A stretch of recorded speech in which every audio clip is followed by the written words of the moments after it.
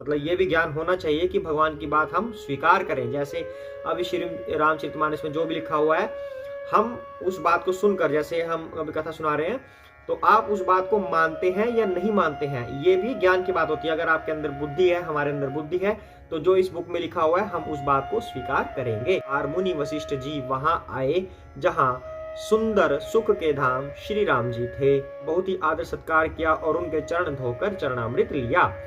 तो जो उनके कुल गुरु हैं वो अपनी अपनी कुटिया बनाकर रहते हैं, वो राजमहल में नहीं रहते। हालांकि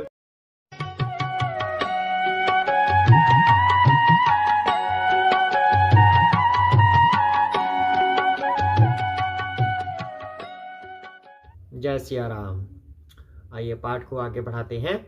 सबसे पहले हम श्री राम की वंदना करेंगे, क्योंकि वंदना करने से ही हनुमान जी उपस्थित होते हैं। जहाँ पर श्री राम की वंदना होती है वहाँ पे हनुमान जी उपस्थित होते हैं। तो यह हनुमान जी का आह्वान करते हैं। श्री राम जय जय राम, श्री राम जय जय राम, श्री राम जय जय राम, श्री राम जय जय राम, श्री राम जय जय राम, श्री राम जय जय राम, श्री राम जय जय राम, श्री राम जय जय राम, श्री राम जय जय राम। जय श्री राम। जय श्री कृष्ण चैतन्य प्रभु नित्यानंद, श्री अद्वैत गदाधर शिव सादि गौर भक्त वृंदा। हरे कृष्ण कृष्ण कृष्ण हरे हरे, हरे राम राम राम हरे हरे। जय सिया राम। जय हो लक्ष्मण जी की, भरत शत्रुघ्न जी की जय हो, वाल्मीकि जी की जय हो, तुलसीदास जी की जय हो, हनुमान जी की जय हो, शिव पार्वती की जय हो। जय श्री गणेश। आइए पाठ आरंभ करते हैं। तो हम कहाँ तक आ गए, अभी तक कहाँ तक चल रही है कथा। श्री राम जी सबको ज्ञान दे रहे हैं। संतों और संतों के बारे में बताया पहले प्रभु ने, फिर एक सभा बुलाई श्री राम जी के दरबार में, जिसमें सभी अयोध्यावासी आए और गुरु मुनि वशिष्ठ जी भी आए। तो सबको श्री राम जी कहते हैं कि हे भाई मेरी बात सुनिए, अगर मैं असत्य बोलूं तो मेरी बात को स्वीकार मत करना। तो श्री राम ने बहुत अच्छा ज्ञान दिया सबको कि ये जो मनुष्य का शरीर मिला है ये परमार्थ के लिए दिया गया है, स्वार्थ के लिए नहीं दिया गया। मनुष्य के शरीर से हमें भगवान की भक्ति करनी होती है, न कि भोग विलास करना होता है। अगर भोग विलास के लिए ये शरीर मिला होता तो हमें देवताओं का शरीर मिलता, ये मनुष्य का शरीर नहीं मिलता। मनुष्य के शरीर से ही हम मोक्ष प्राप्ति कर सकते हैं। तो इस तरह श्री राम ज्ञान देते हैं। और उसके बाद जो सुन रहे थे इस ज्ञान को अयोध्यावासी, वो श्री राम से प्रार्थना करते हैं कि हे प्रभु आप ही हमारे सच्चे हितैषी हैं। जो ज्ञान आप हमें दे रहे हैं उस ज्ञान को तो माता पिता भी नहीं देते। तो हितकारी सिर्फ जगत में दो ही हैं, एक आप स्वयं श्री राम प्रभु और दूसरे आपके शुद्ध भक्त। तो इस तरह सभी ज्ञान सुनकर फिर अपने अपने घर को चले जाते हैं। तो उसके बाद क्या होता है, उसके बाद शिव शंकर भोलेनाथ पार्वती माता को कहते हैं, उमा अवधवासी नर नारी कृतार्थ रूप ब्रह्म सच्चिदानंद घन रघुनायक जहां भूप। तो क्या कह रहे हैं शिव जी, हे उमा, अयोध्या में रहने वाले पुरुष और स्त्री सभी कृतार्थ स्वरूप हैं, जहां स्वयं सच्चिदानंद घन ब्रह्म श्री रघुनाथ जी राजा हैं। तो शिव शंकर ने क्या कहा था पार्वती माता को कि अयोध्यावासी तो कितने धनी हैं, अयोध्यावासी कितने कृतार्थ हैं, कितने ज्ञानवान हैं अयोध्यावासी की प्रभु श्री राम की बात मानते हैं। मतलब ये भी ज्ञान होना चाहिए कि भगवान की बात हम स्वीकार करें। जैसे अभी श्री रामचरितमानस में जो भी लिखा हुआ है, हम उस बात को सुनकर, जैसे हम अभी कथा सुना रहे हैं, तो आप उस बात को मानते हैं या नहीं मानते हैं, ये भी ज्ञान की बात होती है। अगर आपके अंदर बुद्धि है, हमारे अंदर बुद्धि है, तो जो इस बुक में लिखा हुआ है हम उस बात को स्वीकार करेंगे। तो शिव जी कहते हैं कि जो अयोध्यावासी हैं कितने कृतार्थ स्वरूप हैं, कृतार्थित हैं वो कि श्री राम उनके सामने है और उनके राजा हैं। तो अब आगे करते हैं। जय श्री राम। एक बार वशिष्ठ मुनि आए जहां राम सुखधाम सुहाए, अति आदर रघुनायक कीन्हा, पद पखारी पादोदक लीन्हा। एक बार मुनि वशिष्ठ जी वहां आए जहां सुंदर सुख के धाम श्री राम जी थे। वैसे तो वशिष्ठ जी वहीं पे रहते हैं, पर श्री राम जी के पास आ रहे हैं। वो श्री राम जी के कुल गुरु हैं वशिष्ठ जी। तो कहते हैं कि श्री राम जी ने उनका बहुत ही आदर सत्कार किया और उनके चरण धोकर चरणामृत लिया। तो जो उनके कुल गुरु हैं वो अपनी अपनी कुटिया बनाकर रहते हैं, वो राजमहल में नहीं रहते। हालांकि उनके कुल गुरु हैं, पर फिर भी वो अपनी कुटिया में रहते हैं, ना कि राजमहल के सुख भोगते हैं, क्योंकि संत ऐसे ही होते हैं, गुरु ऐसे ही होते हैं। तो वो अपनी कुटिया से निकलकर श्री राम के पास आए। तो श्री राम ने उनका आदर सत्कार किया, चरण धोकर उनका चरणामृत लिया। राम सुनहु मुनि कह कर जोरी, कृपा सिंधु बिनती कर घोरी, देखी देखी आचरण तुम्हारा, होत मोह मम हृदय अपारा। मुनि ने हाथ जोड़कर कहा, हे कृपा सागर श्री राम जी, मेरी कुछ विनती सुनिए। हालांकि वशिष्ठ जी उनके कुलगुरु हैं, तब भी वो श्री राम के आगे हाथ जोड़ते हैं। उनके शिष्य हैं श्री राम जी तो वशिष्ठ जी के, पर वशिष्ठ जी को पता है कि ये भगवान है जो मेरे शिष्य मेरे सामने खड़े हैं। तो उनके सामने हाथ जोड़कर कहते हैं कि मेरी विनती सुनिए। आपके आचरणों को देख देख कर मेरे हृदय में अपार मोह होता है और भ्रम भी होता है। यानी कि कौन से चरित्र? मनुष्यों वाले चरित्र देखकर, मनुष्योचित चरित्र देखकर, कि जो मनुष्य वाली आप बात करते हैं वो चरित्र देखकर भ्रम होता है। महिमा अमिति वेद नहीं जाना, मैं के ही भांति कहूँ भगवाना, उपरोहित करम अति मंदा, वेद पुराण सुमृति करिंदा। हे भगवान, आपकी महिमा की सीमा नहीं है, उसे वेद भी नहीं जानते, फिर मैं किस प्रकार कह सकता हूं। पुरोहिती का कर्म बहुत ही नीचा है, या पेशा कह लो, पुरोहिती का पेशा बहुत नीचा है, मतलब वो पुरोहित भी हैं उनके श्री राम के। वेद पुराण और स्मृति सभी इसकी निंदा करते हैं। अब क्यों निंदा करते हैं वो अब आगे बताएंगे। जब न लेऊं मैं तब विधि मोही, कहा लाभ आगे सुत तोही, परमात्मा ब्रह्म नर रूपा, होई ही रघुकुल भूषण भूपा। जब मैं उसे नहीं लेता था, किस चीज को? पुरोहिती का। जैसे हमारे भी पुरोहित होते हैं ना, तो पुरोहितों को हम कुछ दान देते हैं समय समय पर। तो वशिष्ठ जी उनके पुरोहित हैं, उनके कुल गुरु भी हैं। तो कहते हैं कि जब मैं सूर्य वंश की पुरोहिती का काम नहीं करता था, तब की बात है कि जब वो पुरोहित नहीं थे, तब ब्रह्मा जी ने मुझसे कहा था कि हे पुत्र, इससे तुमको आगे चलकर बहुत लाभ होगा, अर्थात तुम उनके पुरोहित बन जाओ। स्वयं ब्रह्म परमात्मा मनुष्य रूप धारण कर रघुकुल के भूषण राजा होंगे।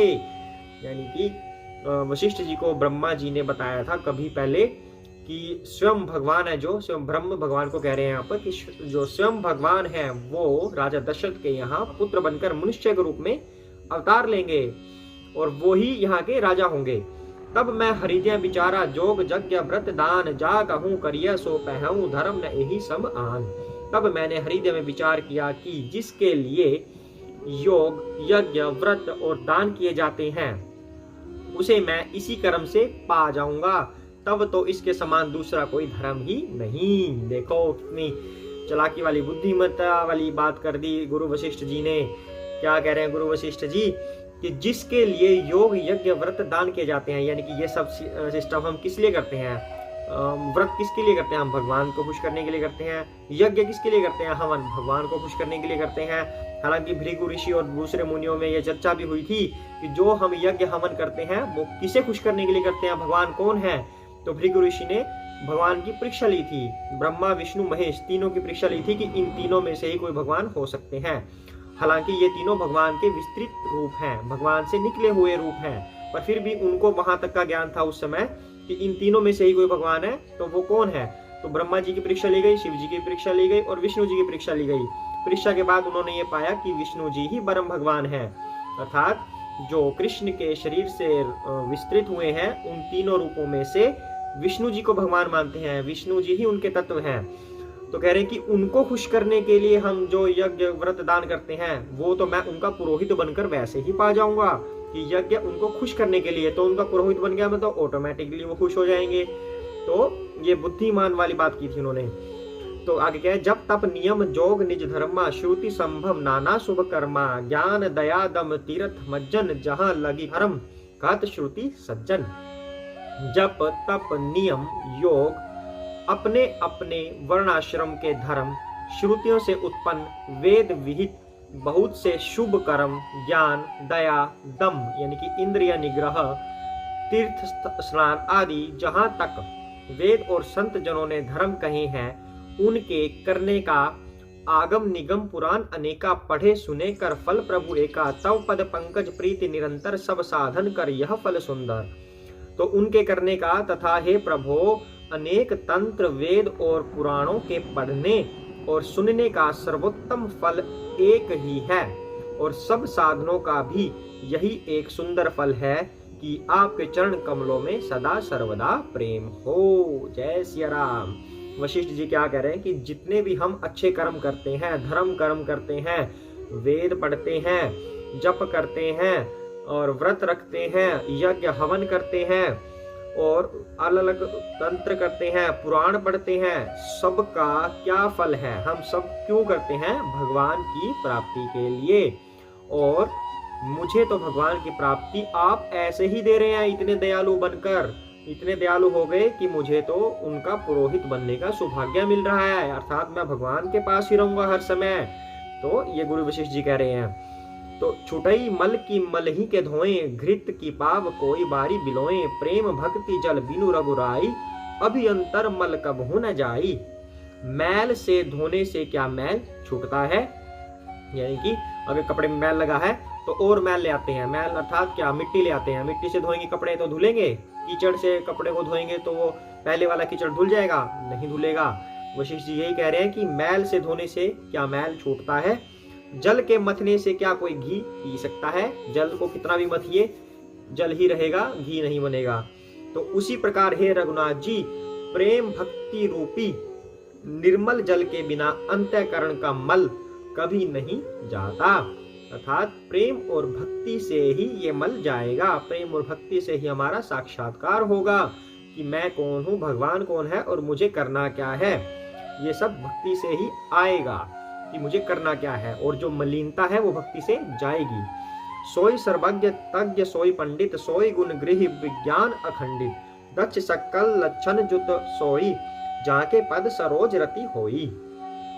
वही सर्वज्ञ है, वही तत्वज्ञ है और पंडित है, वही गुणों का घर और अखंड विज्ञानवान है। वही सब जानने वाले हैं, वही तत्व को जानने वाले हैं, वही पंडित है यानी कि बुद्धिमान है और सभी कर्म कांड जानते हैं, वही गुणों का घर है, वही अखंड विज्ञानवान है कि साइंस को जानने वाले भी वही हैं, वही चतुर और सब सुलक्षणों से युक्त है, जिसका आपके चरण कमलों में प्रेम है। अब जाते जाते भक्तों की बात कर दी कि जिनका आपके चरणों में प्रेम है, वही क्वालिटीज आप में है, वही क्वालिटीज आपके उन भक्तों में है कि वही चतुर है। चतुर क्यों है? जिनका श्री राम के भगवान के चरणों में प्रेम है वो चतुर है, क्योंकि उसे पता है कि श्री राम ही परम भगवान है और वही उसके स्वामी है। उसके क्या, सबके स्वामी श्री राम हैं। तो अगर श्री राम के चरणों में प्रीति रखें, उनकी भक्ति करें, तो इस आवागमन के चक्र से छुटकारा मिल जाएगा। इसलिए कहते हैं कि वो चतुर भी है, बुद्धिमान भी है, वही सब कुछ जानने वाला है। अर्थात इस जगत में अगर कुछ जानना है तो क्या जानना है कि भगवान कौन है और मुझे उनकी भक्ति कैसे करनी है, यही एक जानने योग्य बात है। और जिसको ये बात पता चल गई वही सर्वज्ञ है, ऐसा कह रहे हैं वशिष्ठ जी। तो नाथ एक बर मागऊ, राम कृपा करि देहु, जन्म जन्म प्रभु पद कमल कबहू घटाए जनी नेहू। हे नाथ श्री राम जी, मैं आपसे एक वर मांगता हूँ, कृपा करके दीजिए। प्रभु आपके चरण कमलों में मेरा प्रेम जन्म जन्मांतर भी कभी न घटे। गुरु वशिष्ठ जी श्री राम से हाथ जोड़कर विनती करते हैं कि हे श्री राम, मुझे सिर्फ यही वरदान दीजिए कि मेरा आपके चरणों में प्रेम जन्म जन्मांतरों तक बना रहे, कभी घटे नहीं। क्या हम भी ये चीज श्री राम से मांगते हैं? क्या हमारे अंदर इतनी हिम्मत है? ये हिम्मत की बात होती है मांगना। हम तो भोग विलास में लगे रहते हैं, मुझे एसी में सोना है, मुझे अच्छे अच्छे कपड़े चाहिए, मुझे गाड़ियों में जाना है, इस तरह की चीजें हम मांगते हैं। लेकिन गुरु वशिष्ठ जी इतने बुद्धिमान है, क्या मांगते हैं कि मेरा श्री राम के चरणों में प्रेम हमेशा बना रहे, इस जन्म में नहीं जन्म जन्मांतरों में बना रहे। हमें भी यही मांगना चाहिए, तभी हम भी बुद्धिमान सर्वज्ञ कहलाएंगे। जय सिया राम।